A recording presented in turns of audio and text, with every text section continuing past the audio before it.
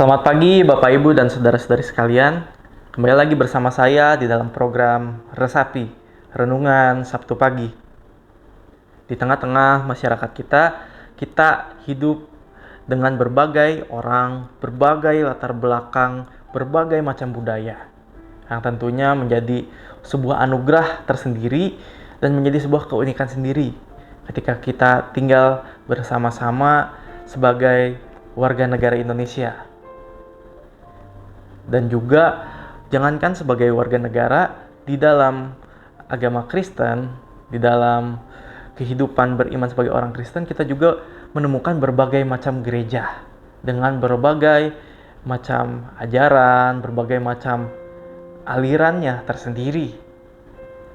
Yang salah satu sisi merupakan sebuah anugerah dan juga sebuah keunikan yang memperkaya pemahaman satu sama lain. Namun di tengah-tengah keberagaman itu, kita mempunyai sebuah tantangan bersama, yaitu perpecahan. Perpecahan merupakan salah satu tantangan di mana ketika ada sekumpulan orang yang tinggal bersama-sama di satu wilayah, perpecahan merupakan sebuah hal yang terjadi ketika ada konflik, ada masalah, ada suatu hal yang tidak dibereskan, yang tidak diselesaikan dan dibicarakan dengan baik-baik. Bapak, Ibu, dan saudara-saudari sekalian, di tengah-tengah pengalaman dan juga tantangan seperti itu, maka kita bersama-sama ingin diajak untuk belajar dari pengalaman gereja mula-mula ketika merespon beragam macam perpecahan. Salah satunya pengalaman di Jemaat Galatia. Dahulu di Jemaat Galatia terdapat sebuah tantangan. Dan Paulus di dalam Galatia pasal 5 ayat 20 menyebutkan bahwa tantangan-tantangan yang perlu dihadapi oleh jemaat adalah penyembahan berhala, sihir, perseteruan, perselisihan, iri hati, amarah, kepentingan diri sendiri, percideraan, dan roh pemecah. Bila kita melihat terjemahan Lembaga Alkitab Indonesia, kata yang digunakan adalah roh pemecah. Tetapi bila kita melihat terjemahan bahasa Inggris, seperti contohnya terjemahan King James, kita akan menemukan bahwa kata yang digunakan adalah heresies, karena mengambil juga dari bahasa Yunaninya, heresis, yang berarti bidat. Ada ajaran yang menyimpang. Bapak, Ibu, dan saudara-saudari sekalian, dengan banyaknya perkembangan zaman, dengan cepatnya laju pertumbuhan teknologi, dan juga tantangan-tantangan yang kita temui, tentunya kita sebagai orang Kristen perlu bisa untuk memilah-milah. Karena di tengah berbagai macam keberagaman yang ada, kita bisa saja menemukan ada ajaran-ajaran yang menyimpang. Ada ajaran-ajaran yang ternyata malah melukai iman kita.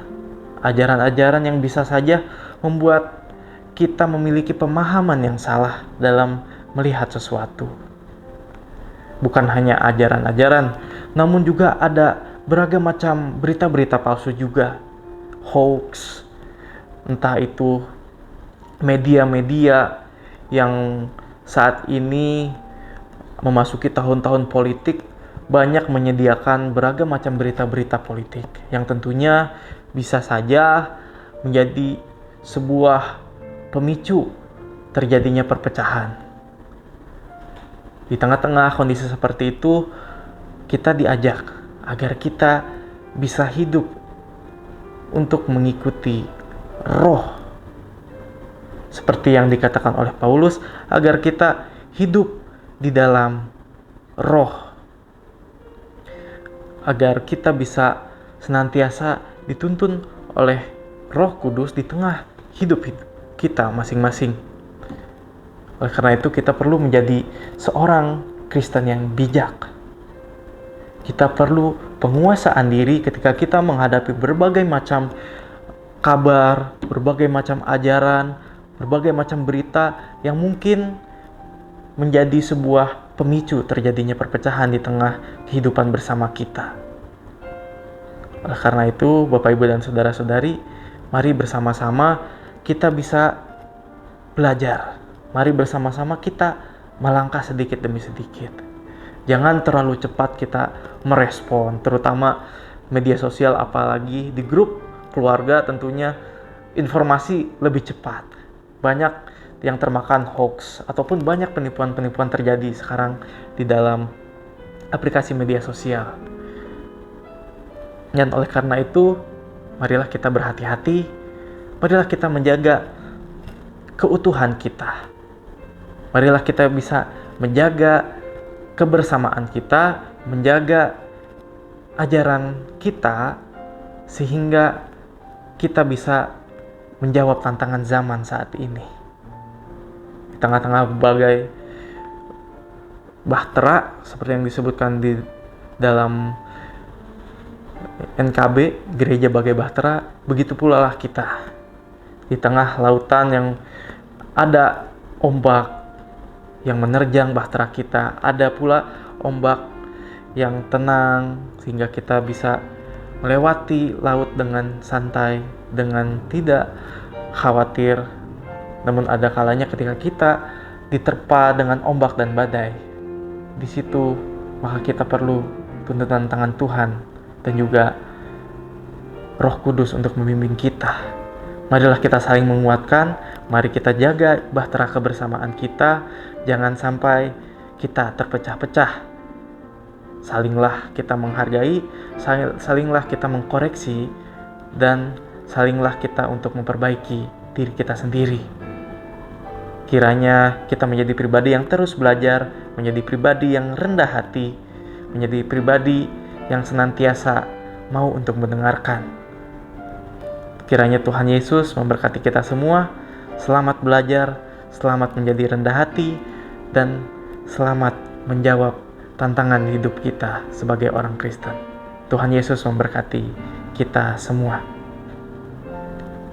Kini Bapak, Ibu, dan Saudara-saudari, marilah kita bersatu di dalam doa.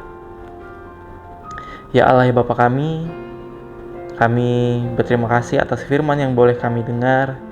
Kiranya Tuhan menyertai agar firman yang telah kami dengar dapat kami lakukan, agar kami senantiasa tumbuh menjadi pengikut-Mu yang bisa rendah hati, yang bisa bijak, serta bisa mempertimbangkan segala hal yang masuk lewat media, beragam macam informasi yang kami terima, agar kami senantiasa dapat menjaga keutuhan dan kebersamaan, memperjuangkan kebersamaan kami sebagai salah satu anugerah di tengah keberagaman yang telah Tuhan berikan, di mana kami yakin bahwa keberagaman yang ada senantiasa memperkaya kehidupan bersama kami, senantiasa melengkapi satu sama lain. Ya Allah, ya Bapa, kiranya Engkau menyertai kami agar kami dapat menjadi pembawa damai, yang menjaga kedamaian, yang mengusahakan perdamaian di tengah-tengah masyarakat dimanapun kami berada.